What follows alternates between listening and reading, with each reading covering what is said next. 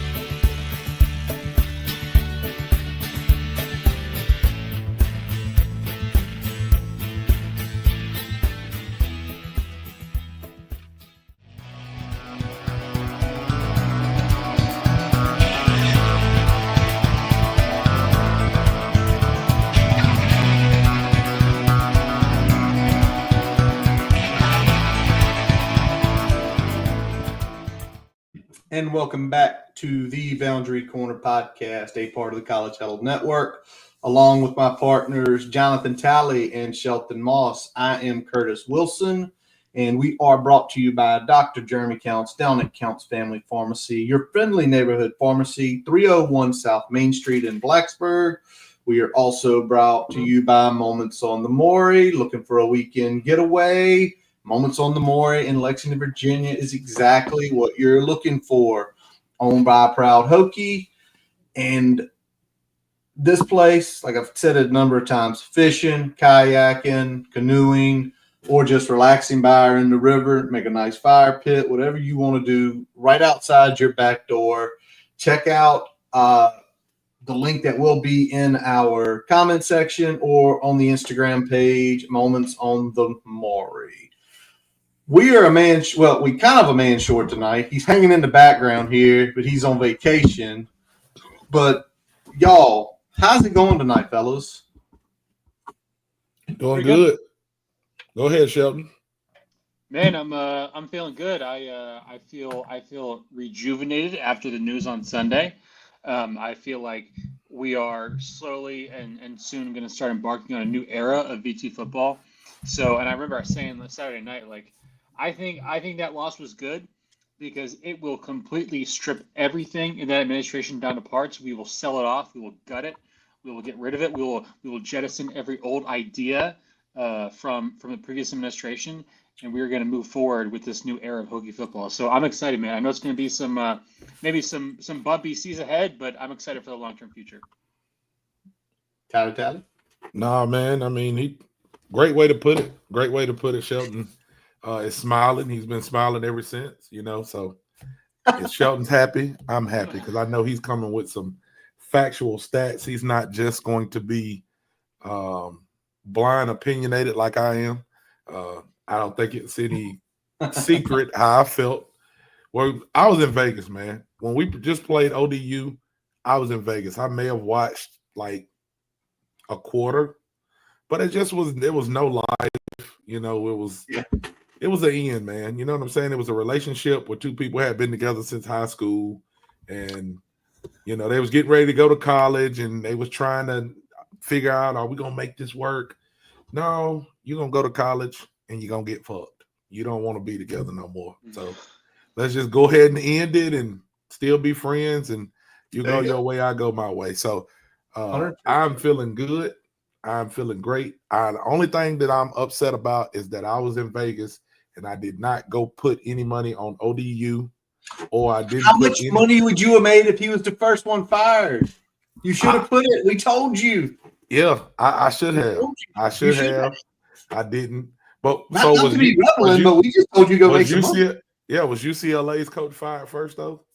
I don't know, but I think the odds for firing you could have got either way. Got Good some. odds. You would have got some for it. Yeah, 100%. Not that we're reveling in it or anything. Just so you know. But tonight we're not doing Know the Enemy. It's Wofford. Lord have mercy. If we have to get to know them, then we might be losing our shit here. But we are going to tell the truth about a lot of stuff that's happened over this weekend. And I'm going to say something real quick. It might piss some of y'all off, but I talked with Tally about this. We're going to get into a bunch of shit tonight. We ain't getting into who the next coach is, okay? That's going to be a future episode.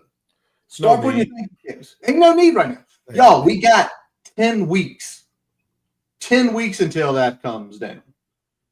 You've got likely the BOV stuff coming back. We've heard about some of the new structural stuff. We're going to talk about that. And don't worry, because Tally, me, you, Shelton, I couldn't get in touch with you. I'm sorry. I don't know what you were doing today. But what we're going to do, give us about a month, and we're going to bring y'all on here, and you tell us who and why you want. We got our opinions. There's people we like, of course. We've chatted about it.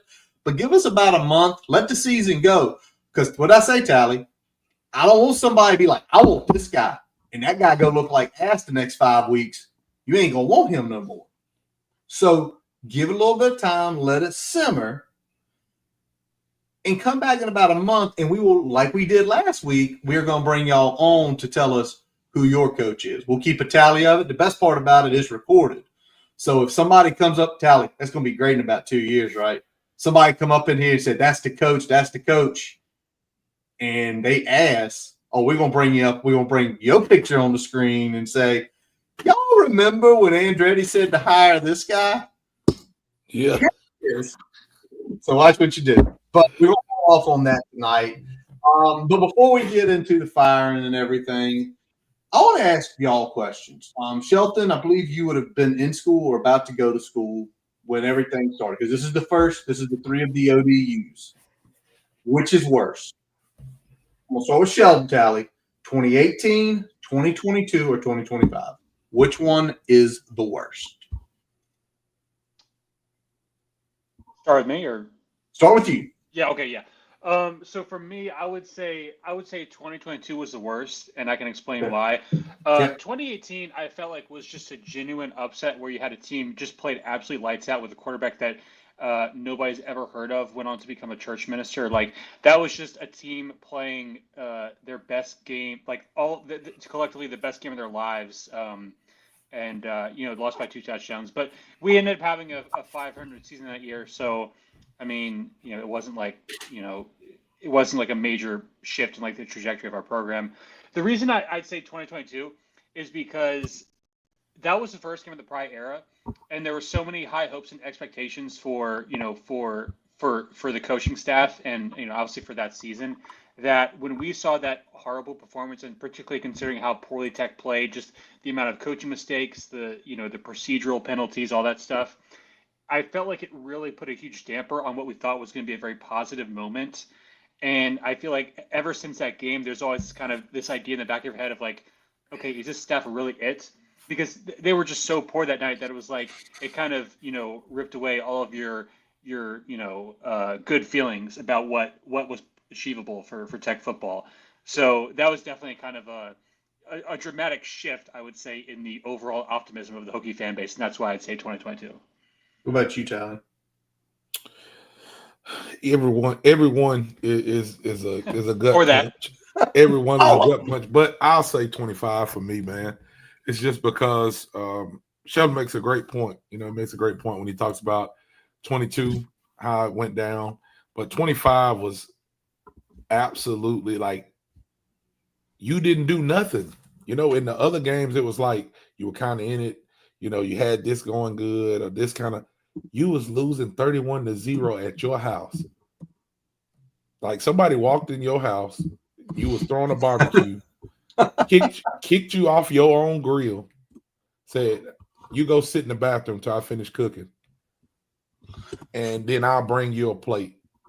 And then they didn't even bring you a plate. They just had you sitting in the bathroom with a toilet full of dookie. That's what happened. 25 was horrible. It's been leading up to it. I mean, I guess the only reason I would say, man, maybe not. Maybe not. Maybe it was 22 because we had high hopes. But it's like you kind of you start off the season with South Carolina and you kind of lose at the end. Was it a fluke? Then you go up on Vanderbilt. You got some kind of hope. You feel like, okay, yeah. Then you got ODU that comes in. First of all, we've seen a team quit against Vandy. And then you come into this game and the same team showed up. So you didn't want it to happen, but it's like most people who have watched the team knew this team has quit. Whether they quit on the coach or they just quit football, like I don't know. I don't know what it is, but it wasn't good. And it showed on the field. So 25 to me was by far the worst. See, I'm against 25 needed to happen. Yeah, 2022 was bad, but to me, 2018 is the one that they showed there were flaws in the way everything was built around the football program. Because we were 10-win, 9-win, could have been even better in 2017. And then remember 18, we went down to Florida State, shut them out.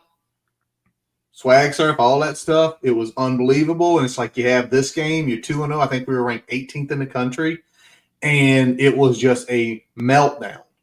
Yeah. Because everybody keeps trying to point, when did we lose it? I think it was right there. You went to their house, which you never should have did. That happened. Josh Jackson snaps his leg. You go 6-6. See, the worst part, Sheldon, that year for them, they weren't an 8 or 9 or 10. They were 4-8. They were 4-8 in 2018.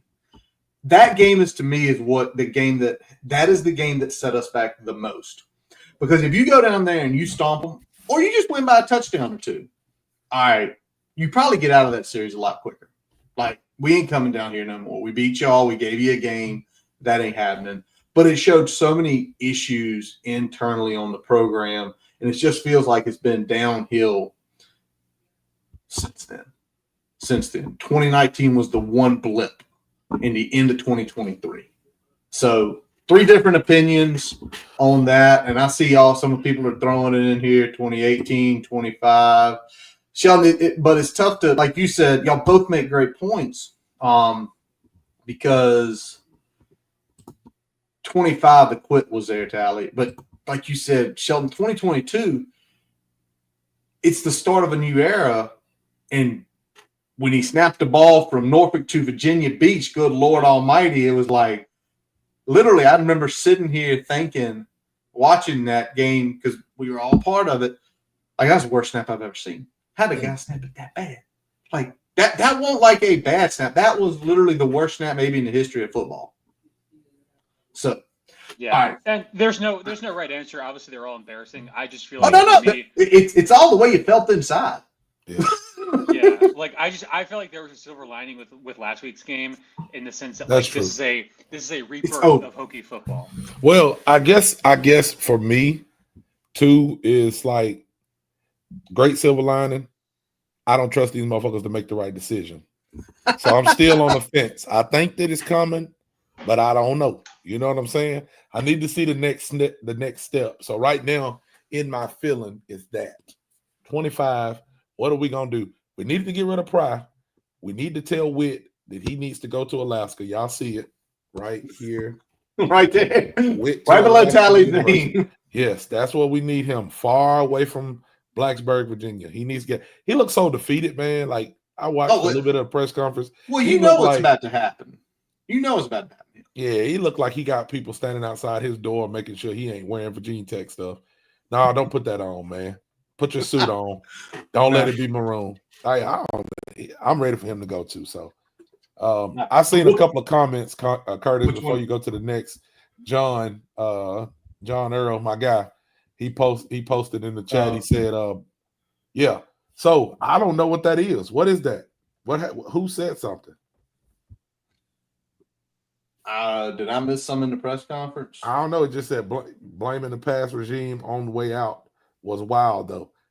I was trying to figure out what happened. Let me know what the reference is there. Yeah, Earl, what is the reference? I might have. John was on with us last week. First of all, Bassmaster, you're right. Yeah. You damn right. We should not be in this situation. 3 different ones. 3 different ones. Yep, he did snap it to you there in the 7-5. Oh, yeah, I think, the Rouse tweet that got deleted, that's when Rouse kind of blamed the prior regime and everything. Okay. All right. So let's keep moving. And I'm going to say something real quick. First of all, did you see the shirt I chose tonight? Yep. Yep. I'll wear this shirt forever because that guy went to the pharmacy. He's like, dude, that is a cool shirt. It's a good looking shirt, man. It's a great looking shirt.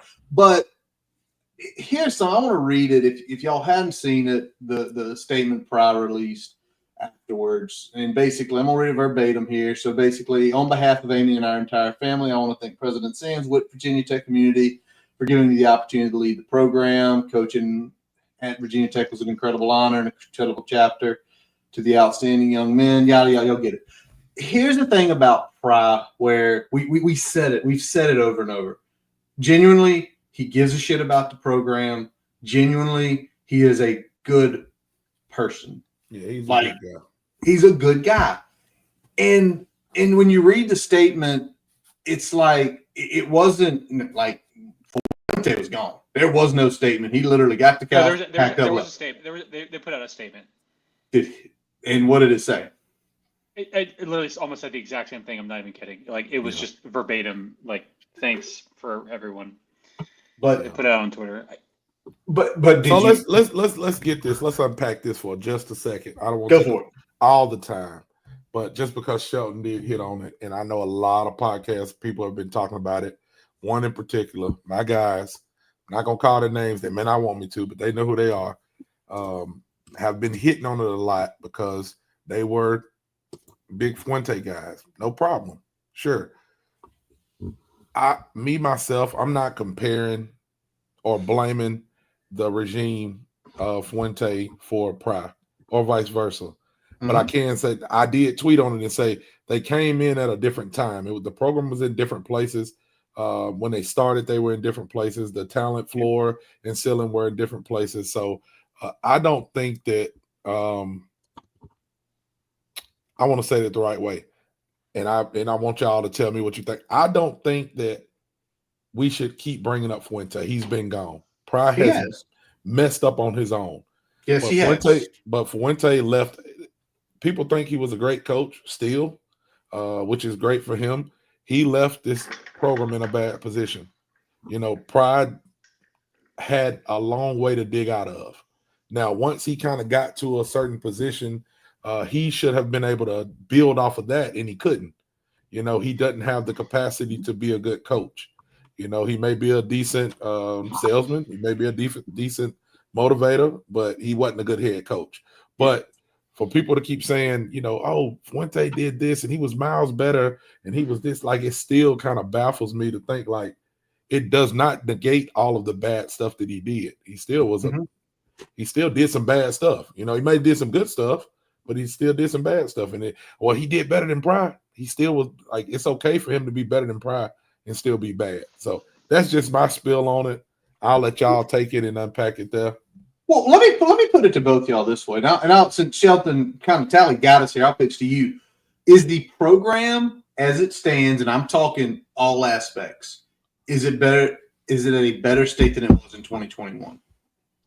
Provided that they can get some new blood in there and find the right people to lead them, yes, it is. I actually think, I would argue the program was in a really bad spot in 2020, or not a great spot in 2021.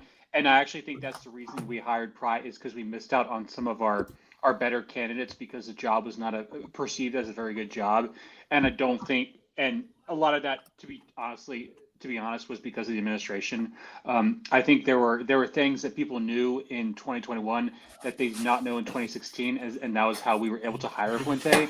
So I think over time, the perception of the tech job became worse and worse. Now I think hopefully if we get the right people in there, it can become much better. Yeah, no, that's good way to put it. Infrastructure infrastructure should change because of this. It's got so bad that the people up top have started being like, you know what? This really is bad. We are going to have to do something different. So I agree with Sheldon on that. I think that then was a little bit worse. And that's why I brought it up, because I keep seeing people trying to go back to this. Let's go back to 4 years and did Fuente leave it in a better spot? Well, he won more games. He had more talent. Those first 2 years he had. The first 4 years he had extremely more talent. Yeah, he got left with a better program. Even with Frank being at the end of his road and couldn't continue coaching, he still had the roster with a lot of talent on it. So we ain't got to get into all that. I just keep seeing people pop up and talk about all of that, and I'm just like, we have to for a couple reasons. Yeah, because where you begin your journey and then where you leave it is a huge, huge story in itself. And again, I think Fuente, really good coach, but he didn't like to recruit. He didn't have the best people skills. We could see that. That's the shit that as you get deeper into your head coaching career, you have to become really good at. It's not just coaching anymore. That's the shit Pry was good at. He unfortunately couldn't do the other shit right, and it sucks. But if you ask me right now, and I mean, we talk to people who have connections inside high schools. Remember what some of the stories were coming out. They hadn't been here in forever. We hadn't heard from them. They didn't come visit. They didn't come check on us. They didn't do shit. Right. Where this regime was a complete 180. I think the next regime, whoever it's going to be, the day they walk into any of these schools within the 6-hour radius, but any big football school that's in our footprint, people are going to know, oh, that's Virginia Tech. Oh, they've been here 3 times already in the last 6 months. Yeah. They're coming to see so-and-so. The relationships are built. They're not going to have to recreate them. They're going to be able to walk in. I'll ask the question in a little while, and I think it's going to be one that y'all probably see coming, but they're going to be able to walk in, and it's going to be a hell of a lot easier to recruit and sell the program to where it was at the beginning or at the end of 2021 into 2022. Sheldon, you said it a couple times, and we're going to kind of jump around a little bit just based on what you said, because it is, I think, somebody's made, numerous people have said it. If you watch the presser, it was clear. Witt's defeated. It's likely going to be a full restructuring of the athletic department. He didn't even get to fire Pry. He didn't even get to send the memo out. It's Tim Sands that sent the memo out. Shelton, how deep does it need to go? You said earlier to the ground. Is it all the way to the ground? I think so. I think a couple of things. Obviously, you're going to get a new AD, and when a new AD comes in, you're going to get in your new senior administrator. So if you go on the staff director on Hokiesports.com, you can see all the senior level administrators. Those are your sport admins, your directors, your chief financial officers, et cetera, that all sort of make the show, kind of run the show. A lot of those people have been there for some 10, 15 years, and so I really think it's time to get some new blood in there. Not to say that they're all bad or anything like that, but when you've consistently underperformed and you're falling behind in the money game, I think it might be time for some outside ideas. So I think they'll go in that. I also think they need to restructure the Hokie Club, get more staffing, new leadership, more resources, someone that's has fundraising experience, ideally at a Power 4 level. So I'd say between Hokie Club and the internal administration, I think everything needs to be completely restructured. Now, Tally, anything you want to add on that? Because I'm about to throw the next one, which I think you will jump on. Yeah, just real quick, I'll say it and then let you throw it on. I'm not a politics guy by no means. I just feel like when you are in a place too long, similar to politics, it's time to change. 8 years, you need to go. You know what I'm saying? You've been here too long, especially if you ain't doing good. Why are we still doing the same thing, man? Let's change it up. So Sheldon put it perfectly. Hey, I'm so glad Sheldon was able to get on here, because y'all know I get on here and start rambling. I just let my protege, my young guy, just get on here, kick it to y'all real quick, and then we go to the next thing. So perfect, man. Perfect. Shelton steers us in the right direction a lot of times, Shelton. You don't even know it, man. You don't even know. You steer us the right way. But with that being said, we're going to take it down to the studs. In everything that was said yesterday,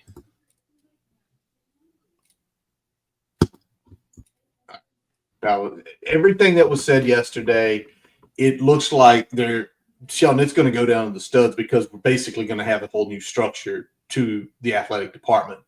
There is going to be the football with what sounds like an NFL structure, which I am going to say is probably going to be a general manager. It's probably going to be recruiting guys. And then the other areas, this has kind of caught my ear. And even though this isn't football, more of a corporate structure for the rest of the athletics department. We've talked about it for years here. Mom and pop shop. It's gotten a little bit better, but it sounds like likely with everything the BOV is going to do in the next few weeks, it is going to look inside and out. Now, I'll pitch this to y'all. What do y'all think for a school like Virginia Tech, even though we're not the biggest, is a NFL GM type model where it's going to be a GM? My assumption is the GM, whoever that gets hired as, is probably going to make decisions on the coaches. Is that okay? Is that going to work for us? I mean, I feel like you got to have something like that. I don't know the term or the name that you put on it. You know, you don't want to just throw money to somebody who's not doing nothing. But similar to what Sheldon said, you got to have somebody who knows football. And I come from the sales world and the marketing world. I just feel like our marketing has been horrible.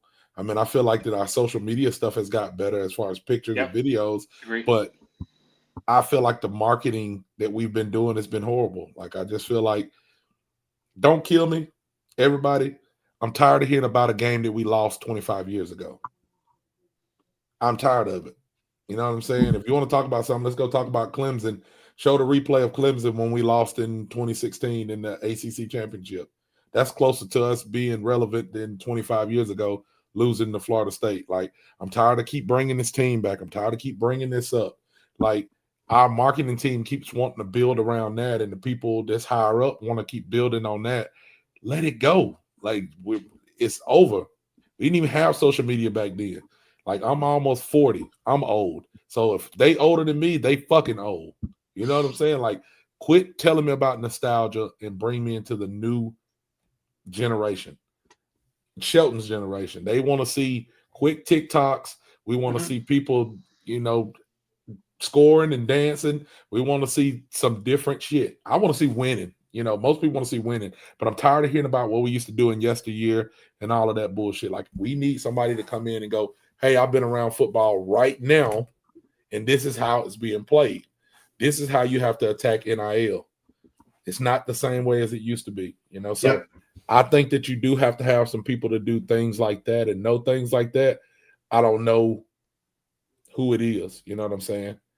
But me, myself, I want it to be somebody different. I don't want to get rid of Beamer as far as, like, Frank Beamer's always going to be Virginia Tech, but I'm tired of hearing about Frank Beamer every game. But we don't have anything else to talk about. Tired of hearing about Pry used to be here when Beamer was here. Like, it was cool at first. It ain't worked. Time to go. And to be honest with you, I'm going to give Fuente some kudos. I think that's why he was like he was. I think he was tired of it too. Because they talked about things he said at practice when he talked about, I'm tired of hearing about Virginia. I'm tired of this. I think he was just like, this is a losing program. Like, our biggest game was a loss. You know what I'm saying? Our biggest game ever was a loss, and that's all we keep talking about. So I'm tired of hearing about it. So I'm going to just do something totally different. But when he came in, everything was force-fed to him. He had a DC that he had to keep. That was a Virginia Tech guy. You know, he had coaches that he had to keep. Then he had to hire a new DC who was a Virginia Tech guy and was a loser.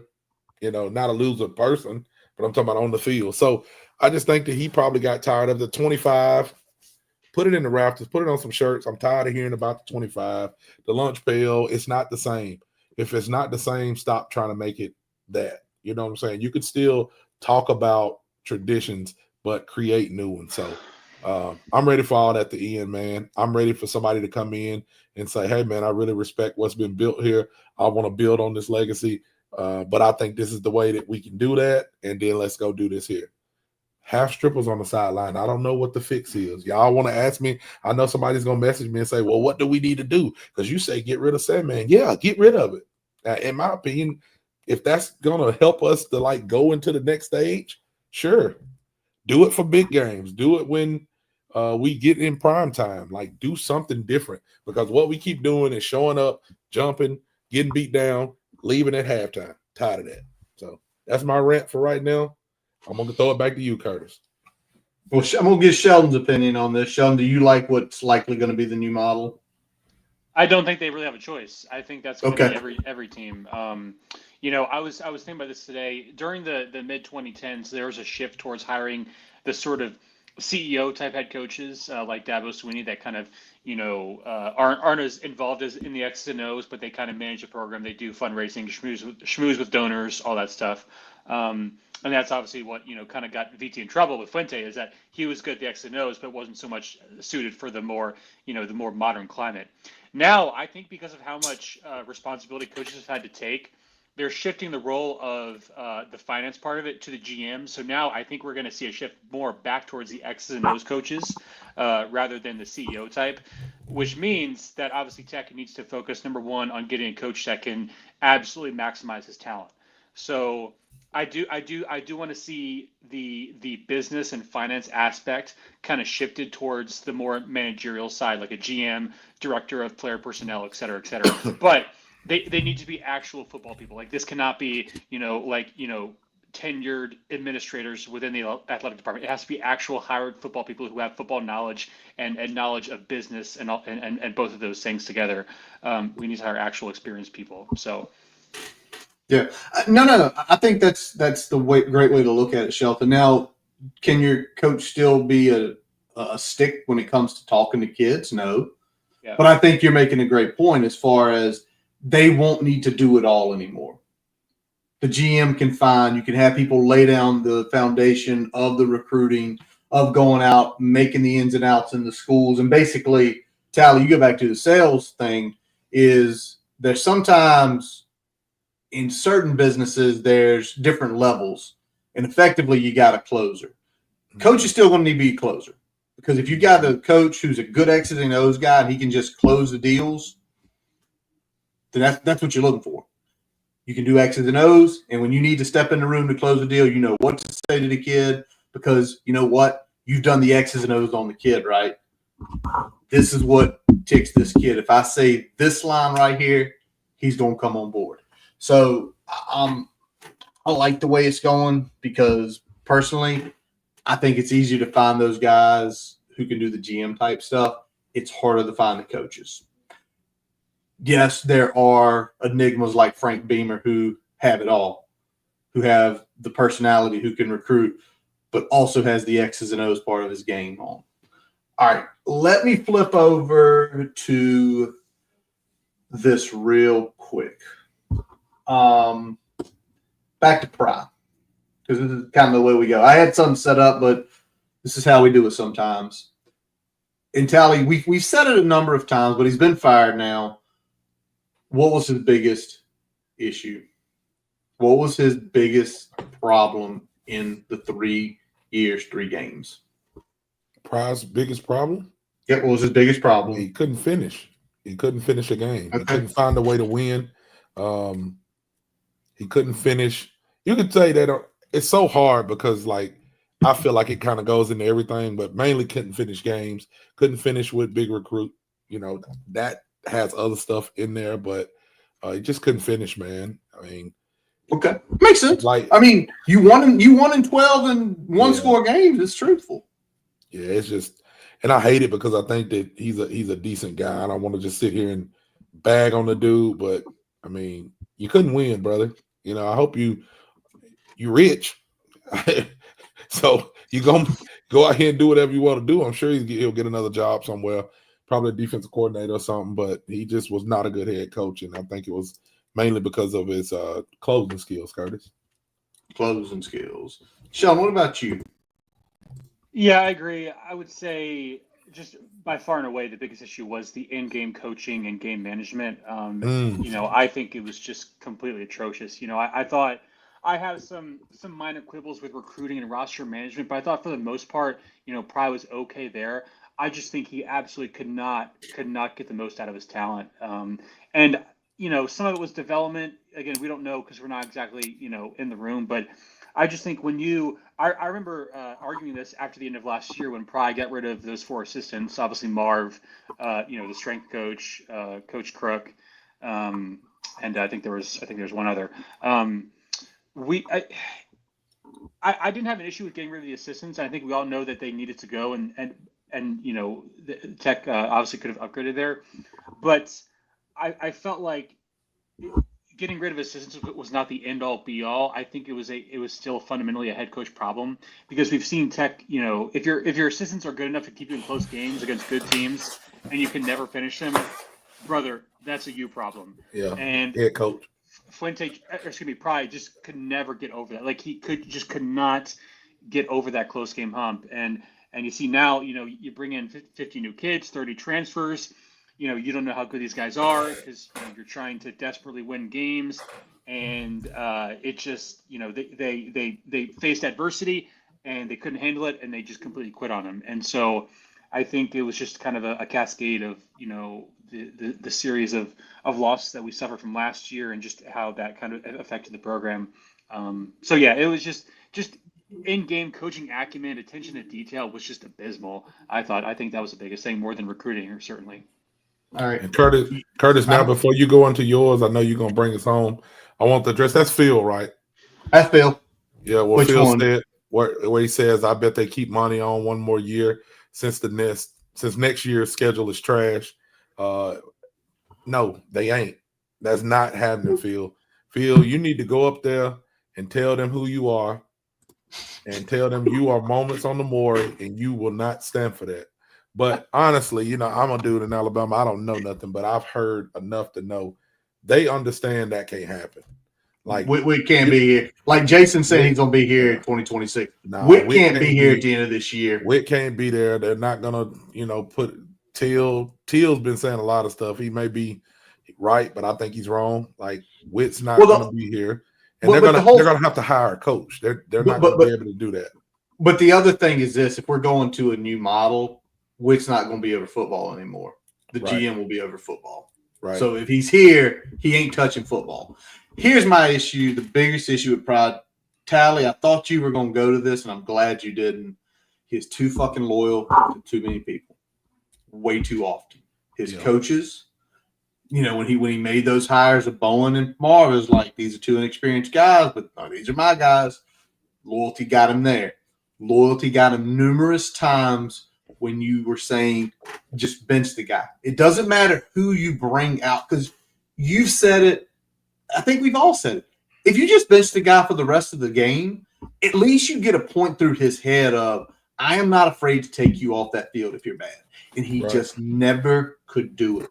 He never could do it consistently, to where we've seen other coaches, you ain't having a good game, go sit down. Well, coach, I'm the star. I don't care. Go sit down. Go sit in the corner and think about it. If you're a starter, you're going to play better.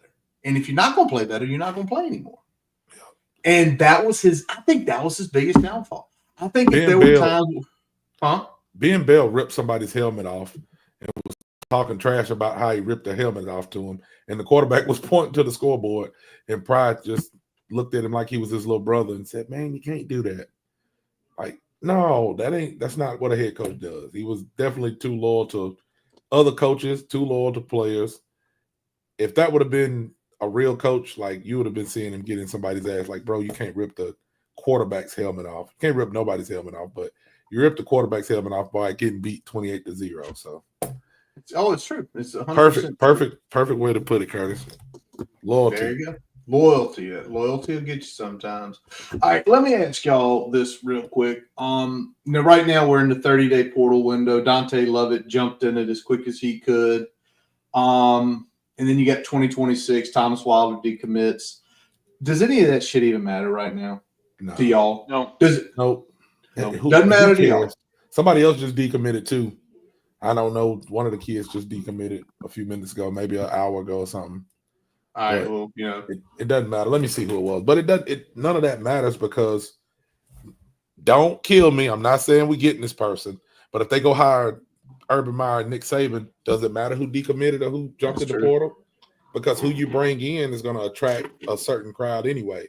Even if you bring in Dan Mullen, or you bring in Huff, or you bring in John Gruden, whoever Give you me bring Chucky. in, whoever you bring in is going to attract a different crowd anyway. So people decommitting or people getting in the portal, it's part of it. It has to happen. I think we're in an era too where it does not matter as much anymore, right? With the portal, with so much movement. And I think that was always an issue. Like, how many times did people say, you got to hold on to the recruiting class? Yeah. And now you kind of think back, like, that might have been the dumbest damn thing ever, because what if they don't fit what you do? All you're doing is getting bodies. You don't need bodies. You need people that can play football. Right. And in your style of football. So, all right, so it doesn't matter. Tally's trying to effort. Sorry, I had not been on social media. KJ Gillespie. Cameron Gillespie. That's the big kid from the big D tackle down in North Carolina, right? Yes. All right. Oh, he's a defensive end linebacker. Yeah. Okay. So to me, they don't matter anymore, because I know some people I heard, and y'all might have seen this Saturday night. Do they want to wait a couple weeks and make sure these guys can't portal? I mean, who gives a shit? Who cares? Because if they're going to leave, they'll leave in December. Yep.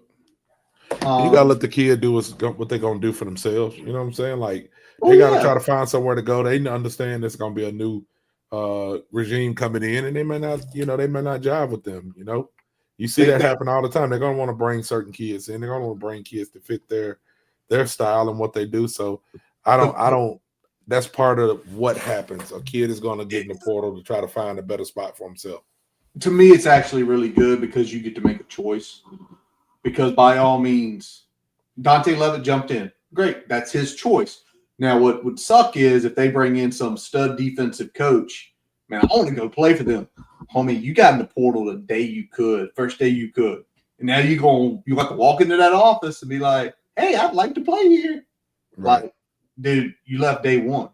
Right. That's the choice you make. But again, these are 18 to 23-year-old guys, and some people say, well, you can't let them make – no, let them. This is how you learn. Yeah, It's how you learn things in life. You make a choice. It is completely on him now. So for Dante, I really hope they don't bring in some stud corner coach. I hope they do. Track record. No disrespect to him, but we need it. He wants it. All right. Let me ask y'all this, just in general, because some people are saying this team has no talent. I don't believe that. I think there's some talented people on this team that can play. Do y'all think this team is talentless? No, I don't think we're talentless. I think we have some talent. We're not super deep. We don't have a lot of talent. I mean, it's been showing, but a lot of that talent that may be there, we can't see because we don't have people who know how to coach them. Because it seems like everybody who leaves is getting better because they're going to get real coaching, and then they're doing better. So people who are on the roster are talented, but is it the coaching the reason that they aren't reaching their ceiling? Who knows?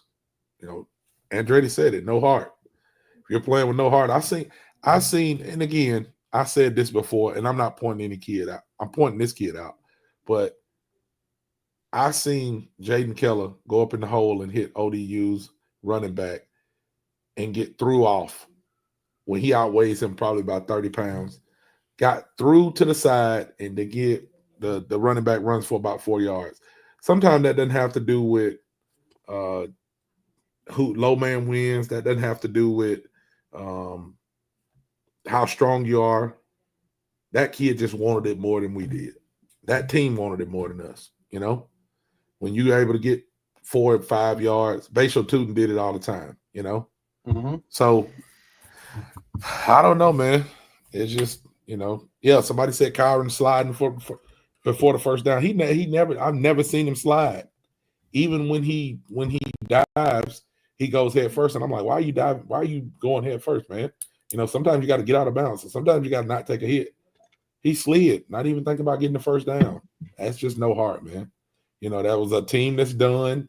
That was for whatever reason, a coach that's done, a team that's done. There's no heart on that team. So it don't matter if you got talent or not. I think we got talent. I think we have no heart. I think the most jarring thing for me was just to see the quit level, like, to the point where, like, if I'm a player in that locker room, like, dude, are you kidding me? Like, so what? Like, you give a couple touchdowns to Vanderbilt, and then you just completely implode. Like, if I'm a leader in that locker room, I'm thinking, like, kind of like what Rick Pitino said in that halftime speech was like, who raised you? Like, you got to be able to deal with adversity better than that. So I don't know, man. I think we've got some talent. Like, I think the D-line's got some dogs. I think we've got some good running backs, receivers. I think have some potential. Kyron, to me, has just kind of been an enigma. Like, I feel like he's kind of his temperature is kind of whatever the temperature of the team is. It's just really up and down. So I don't know. It's just it's hard to evaluate when you just have a team that just does not have any sort of resiliency, and the moment that they face adversity, they just fold. Like, I think they could play better if maybe they were better coached, and they were more passionate about the product they put on the field, and they took pride in playing for VT and playing for each other. But we just haven't really seen that. So it's just hard to say when you have those external factors kind of playing right now. A team full of thermometers. Everybody's gauging the temperature, and let it be no thermostats. Ain't nobody changing the temperature on that team. I'm telling you. Man, that's bars. That's bars. That is bars, man. Respect on that, Tally. Well, somebody has been charged with doing that for the rest of this season, and that is going to be Philip Montgomery. Is going to be the interim coach. And a lot of people are like, why not JC? Maybe give Fontel a chance.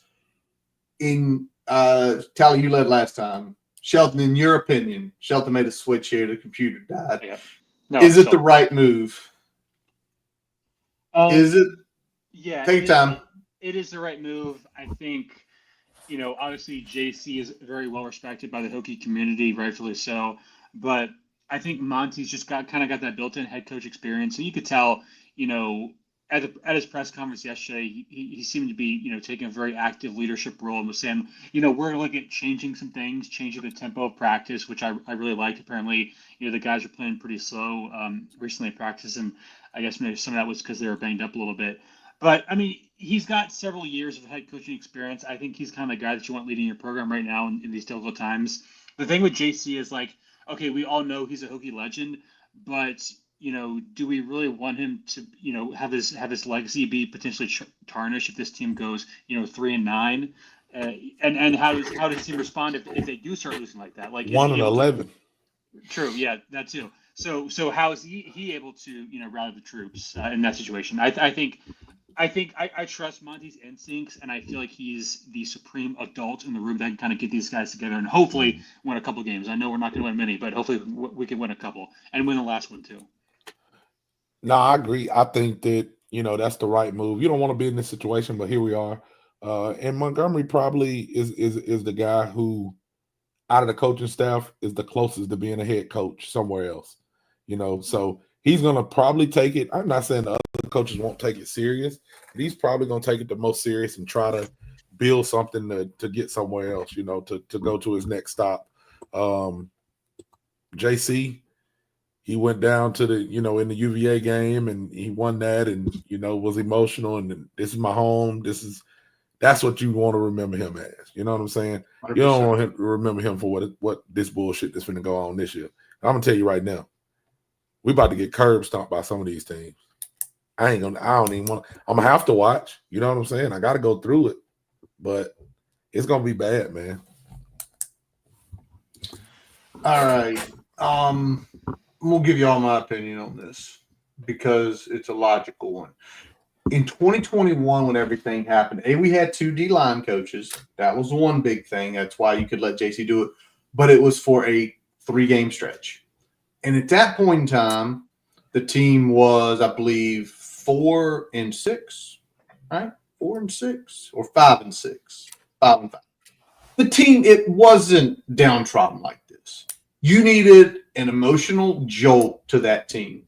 You got it. They banged with Miami for 3 quarters. They ended up losing They beat UVA next week. You needed the J.C. Prys. You needed the emotional leader.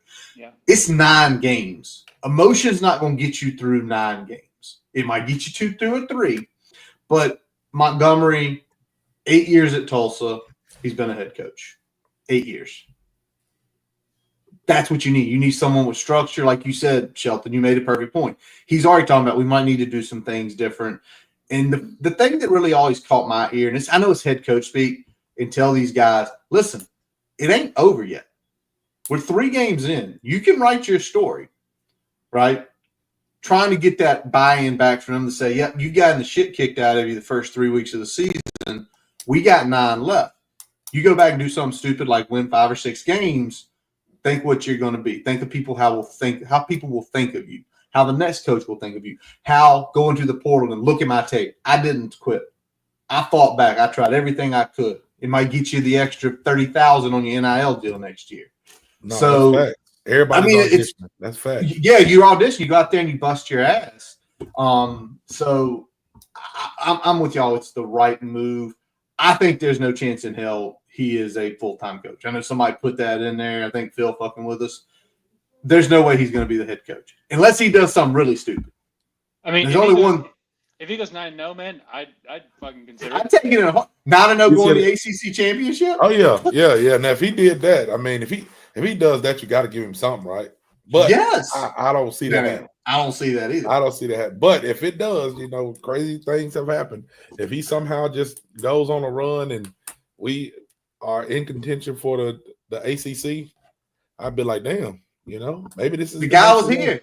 They hired the right head coach. They just didn't put him in the right spot the year before. Yeah. Or the year of. Let's get to this real quick. Sheldon, I know you're running low on battery. We ain't got too much more to go here before we hit our predictions and then big screeners, and we'll wrap her up. So not the longest episode tonight because it's Wofford, and God damn it, we better be Wofford. But what are your expectations for this team? There's 9 games left. Starts with Wofford this week. Wofford, State, Wake, Georgia Tech, Cal, Louisville, Florida State, Miami, Virginia. What are your expectations? Well, I can tell you they're not very high. I was looking at some of the numbers from SP Plus. Right now, our win projection is 3-9, so not ideal. We don't know where those 2 wins are going to come from. Those 2 FBS wins, but I would say from a holistic perspective, like just show some compete level. Like show that you care about the program and about playing with that Virginia Tech on your chest, and like I said, playing for the guys. Playing for the coaching staff and the guys that are next to you in the trenches. I just think I certainly think they're more talented than what they've shown. Now, how much better? Again, we'll see. But I don't want them to just look at this season like a waste. Like we're all paying for this product, man. Like we are paying your salaries. We are paying for. If you're a donor, you are paying for these guys' salaries. So for them to check out, I think does a disservice to donor, ticket purchaser, right, to the institution. So. Just show that you care and just go out there and win some games, man. Like don't worry about the outcomes because we know this team probably isn't going to go to a bowl game, man. Just play for pride. All right. He said play for pride, not Pry. Just so y'all know. Correct. Yes. All right. Tally, I'm gonna bring somebody's joining us here. Look who's taking a little sabbatical from his vacation. This dude is dedicated. Look at this dude. Man, y'all don't know Brian is on vacation right now. He has decided to pop in. I can't tell if he's drunk or high or neither, or just high on life. Or all of them. I don't know. No, I'm exhausted is what I am, but I'm here. What's up, guys? Pry got fired. Man.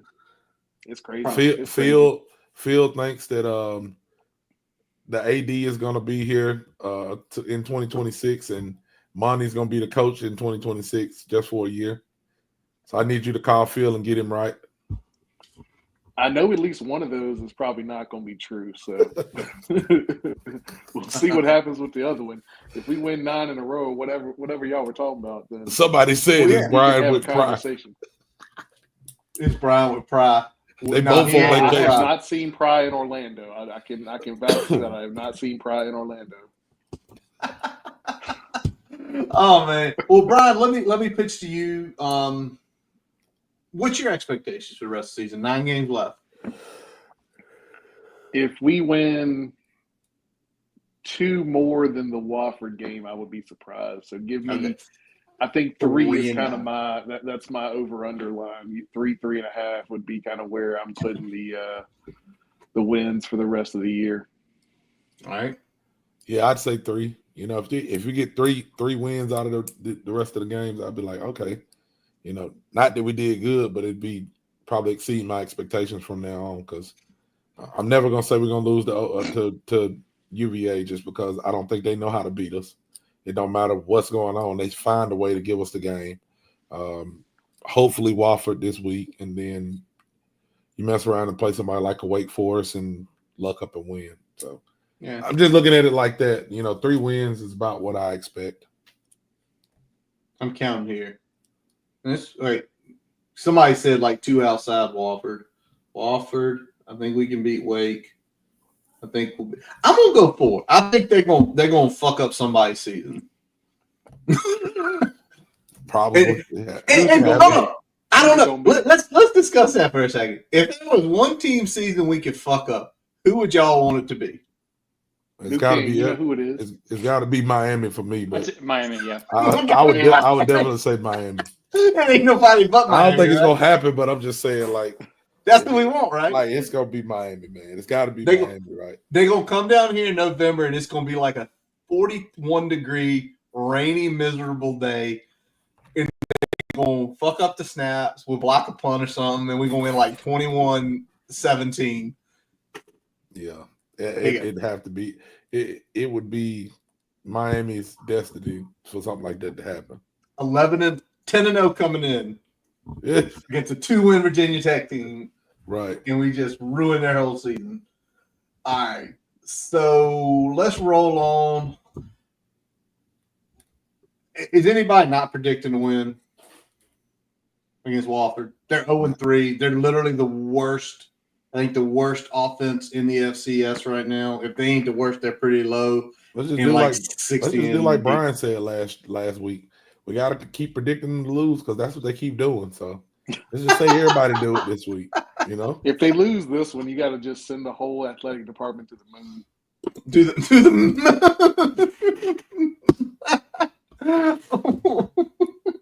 All right, there we go. So hey, it's the Mike Young Bowl, by the way. Oh yeah, hey. Young Bowl Wofford.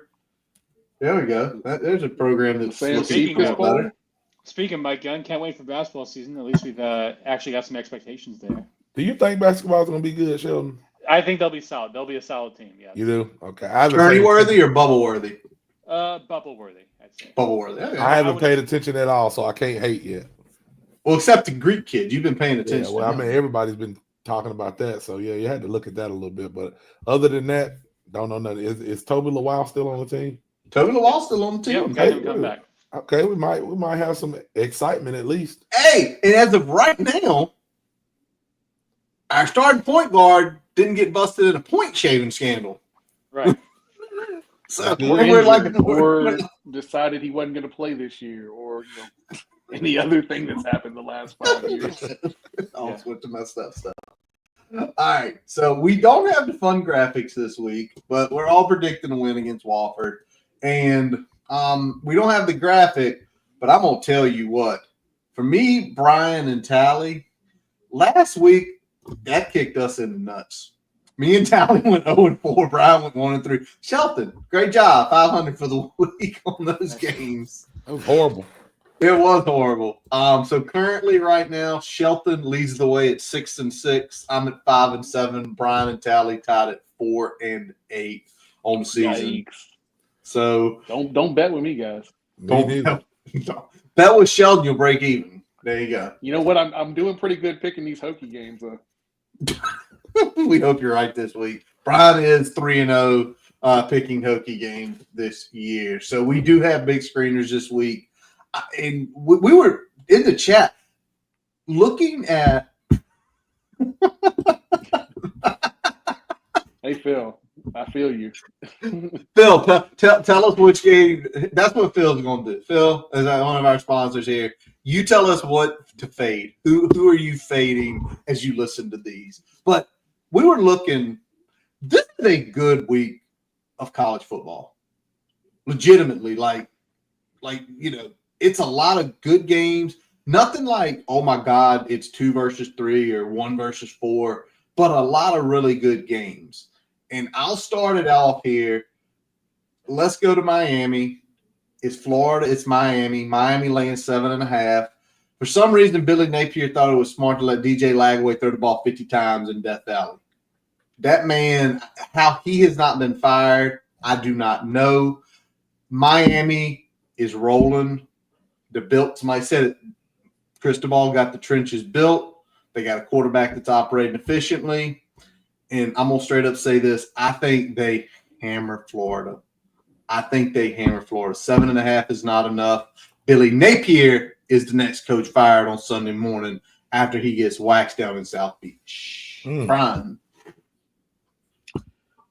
Man, I'm going to go the opposite of you. I think Florida keeps it close. I think it's going to be a Florida team that is motivated to. Do they cover though? Because you told me Miami was still going to cover. I think they're still going to cover, but I think they're going to keep it close. Is he fired? They would be okay. He keeps it close regardless. Regardless, okay. Tally. Miami. Napier. If he's not winning that game, he's fired. That's basically where I'm at. If Napier don't win, he's fired. Mm-hmm. Well, him and Brent Pry is gonna be in Bahamas together because he's not winning. Shelton. Yeah, I'm pulling up my. I think you're gonna say. Yeah, I'm taking Miami. I thought about it for a second.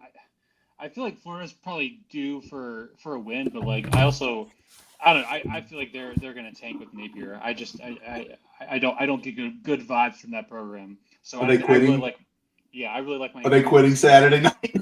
I think so too. I think they're gonna throw in the towel. So I got Miami.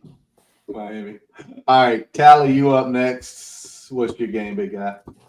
My game was. Did I pick Auburn in Oklahoma? You did, and Oklahoma -7.5. My second favorite team, Auburn. But guess what? I think they're gonna lose. I got Oklahoma, man. I just think that Auburn. I do pay attention to Auburn, probably the second most out of all teams, besides Virginia Tech, and Auburn has just been running the ball.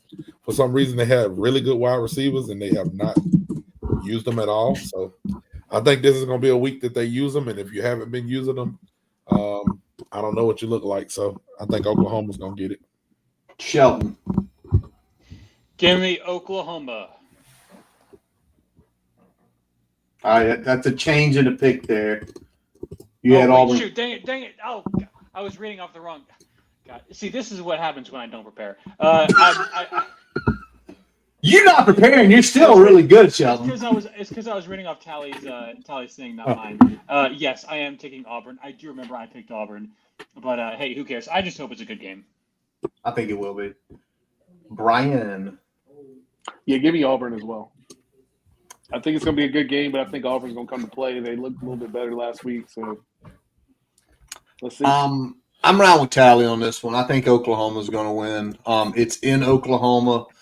John Mateer and his arm angle throws is unbelievable. I think he lights up that defense. I still think it's a good game. I think it's going to be a shootout, like 38-28. Oklahoma pulls away late. An entertaining game on Saturday night. Luckily, our game's at 12, so I can enjoy the rest of the day. All righty. Shelton. Let's where are we going? roll. I am super excited about this game. Texas Tech against Utah. For some reason, it's a 10 a.m. local kick. Don't ask me about that. 12 p.m. for us normal people on the East Coast. I went Utah. They're sort of like my closet team just because I want Virginia Tech to be like them. So I am going with the Utah Utes.